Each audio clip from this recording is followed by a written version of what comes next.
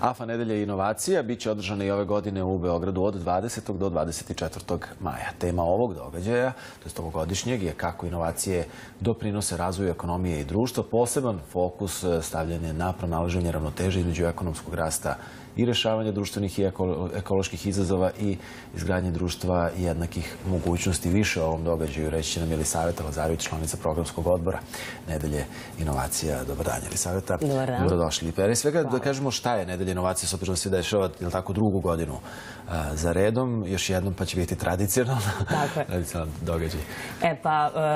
Hvala na divnom uvodu. Nedelja inovacija, kao što ste rekli, ove godine se organizuje drugi put. Prve godine smo stavljali fokus na to da su inovacije, odnosno tehnologija mas. Bavili smo se inovacijama u nauci i tehnologiji i želili smo prosto da dignemo svest o tome da kao što danas znamo da vozimo auto ili govorimo engleski, isto tako moramo se razumemo u ovu oblast. Ove godine se bavimo kroz-sektorskom i kroz-generacijskom saradnjom. Kad kažem kroz-sektorska, tu u principu govorimo o tome da se inovacije ne tiču pojedinaca, pojedinih firmi ili pojedinih sektora privrede, nego da se upravo tiču svih nas. I iz tog razloga na Nedelji inovacija govore predstavnici zemalja koje su zaista lideri u ovoj oblasti. Ja ću ih navesti jer će to verovatno biti onako dobra ilustracija. Švedska, Švajcarska, Izrael, Kanada, Australija i Finska. Je li tako? Tako je. Rekao bih da samo pominjanje tih zemalja ljudima već stvara ideju o tome šta zapravo i jeste taj poseban način razmišljanja koji je usmeren ka inovacijama. Tako je. To su zemlje koje su uspele da kroz inovacije doprinesu osim ekonomskom rastu i razvoju društva i stvaranju društva jednakih mogućnosti, što jeste generalno cilj AFA organizacije, to je ekonomsko osnaživanje i profesionalna afirmacija žene i poseban fokus se stavlja na tehnologiju, zato što samo na taj način možemo da budemo funkcionalna radna snaga za 21. vek i da stvarno kroz obrazovanje o toj oblasti aktivno učestvujemo u kreiranju digitalne civilizacije. Osim zemalja koje ste naveli, imat ćemo i veliki broj stranih predavača, naših i stranih vodećih kompanija. Predstavit će nam se ljudi iz različitih oblasti.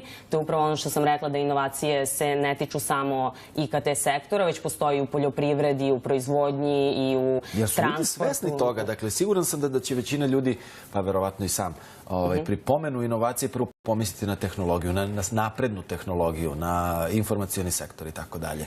Ili u nekom starijem smislu na primjer, pronalazače koji su smatrani inovatorima, ali to opet govorimo o nekom razvoju tehnologije. Gde je sve neophodno, potrebno i poželjno upravo takvo razmišljanje o inovaciji? Upravo to.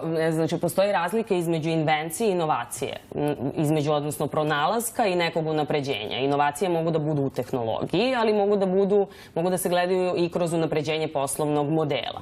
Tako da se stvarno danas tiču svih. Naprimjer, imate inovacije u poljoprivredi, tako što, naprimjer, danas postoji pametna poljoprivreda gde neki dronovi skupljaju neke informacije i na bazi toga vam omogućavaju da imate tačna predviđanja u tom sektoru. Sa druge strane, imate inovacije, na primjer, u upravljanju skladištem, koje vam omogućavaju da upravljate pametno na vreme nekim skladištem koje je, znači, jedan deo lanca vrednosti u proizvodnji u nekoj industriji. Sa druge strane, imate i tehnološke inovacije koje su, na primjer, blockchain ili tome slično. Tako da stvarno postoje svuda i upravo na Nedelji inovacija pokrivamo sve te teme i imamo stvarno predstavnike iz svih oblasti, jer nam je važno da prosto stvorimo svest o tome da se one stvarno tiču svih nas i da to nije stvar više izbora, nego da prosto smo mi u tom dobu i da moramo da se edukujemo, što je cilj Nedelje inovacija, to je edukacija, i da prosto možemo funkcionalno da učestvujemo u kreiranju tog digitalnog doba. Osim te kroz-sektorske, imamo kroz-generacijsku saradnju, prostor dajemo mladim ljudima.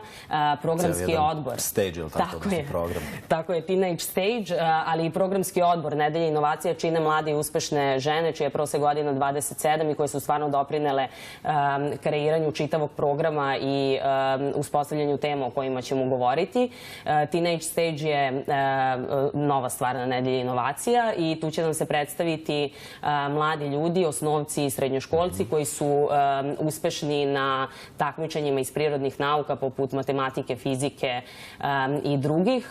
I to upravo radimo zato što želimo da stvorimo rol modele, odnosno primere i uzore svim mladim ljudima i da im prosto pokažemo da je sve moguće. Znači, ukoliko radite, obrazujete se, da je prosto moguće da i vi budete tako uspešni i pametni. Koliko je važno napraviti upravo tu međugeneracijsku komunikaciju, koliko je važno da jedni druge vide, posebno kada govorimo o mladima i o tinejdžerima, da ih vide oni stariji, ali da ih vide i ovi nešto mlađi? Pa, jako je važno, zato što prosto te nove generacije, naročito tinejdžeri i tako dalje, oni zaista imaju neka specifična i drugačija znanja. Sa druge strane, ljudi iz drugih generacija imaju ogromno iskustvo i nekako spoj te dve stvari, razmene iskustva i znanja koje imaju, ako možemo da kažemo, obe generacije, je stvarno jako važna i ima veliki uticaj na donošenje odluka u ovoj oblasti i generalno na razvoj čitave ove oblasti. Ja bih još naglasila da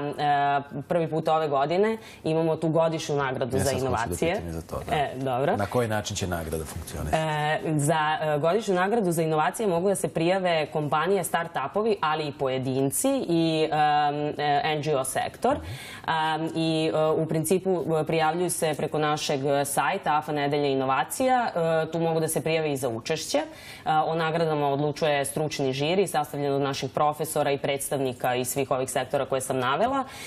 I ono što je važno, a opet se na neki način tiče i tinejdžera i mladih, jeste da sve ono što skupimo kroz kotizacije i na ostale načine za Nedelju inovacija upravo ide ka kreiranju budžeta za inicijativu More Girls in STEM, to znači više devojčica u nauci, tehnologiji, inženjerstvu i matematici, zato što je jako važno da od najranijeg razvoja, odnosno već od predškolskog uzrasta, prosto deca budu uključena u sve ove oblasti i da im se to predstavlja kao igra, a ne nešto kao što je bauk i da prosto imaju priliku i šansu da se od najranijeg razvoja usmeravaju i ka tim oblastima osim ostalih. Upravo tako i zato što onda mogu da dođu do velikih dostignuća. Nedavno je i NASA i Lego su odali počast ženama koje su zaslužne za poduhvate i za put u svemir za koje se verovatno ne bi drugčije znalo.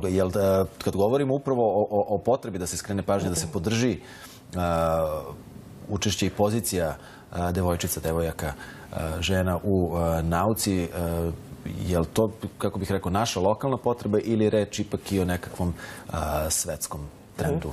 Pa, na primjer, na forumu u Davosu su predstavljeni rezultati jednog istraživanja koji pokazuju da će više od 50% zanimanja u narednom periodu biti zamenjeno tom artificial intelligence, odnosno veštačkom inteligencijom. I najveći broj tih zanimanja su zapravo zanimanja kojim se bave žene.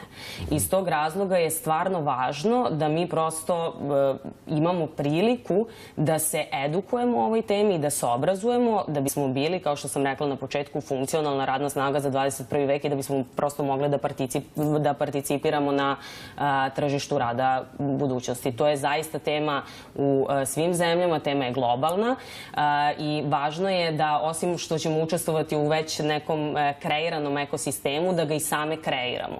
Da bi prosto taj ekosistem bio onaj koji podržava sve generacije, oba pola i tako dalje. Jasno. Hvala mnogo, Elisaveta, na vremenu 20. do 24. maja. Samo nismo rekli gde se održava. Pa održava se u Beogradu, različite su lokacije, to sve ima na našem sajtu. Znači, na internetu moguće obavestiti se. Još jednom hvala, Nana, na ovom predstavljanju. Vi ostanite i dalje uz N1 i Novi dan.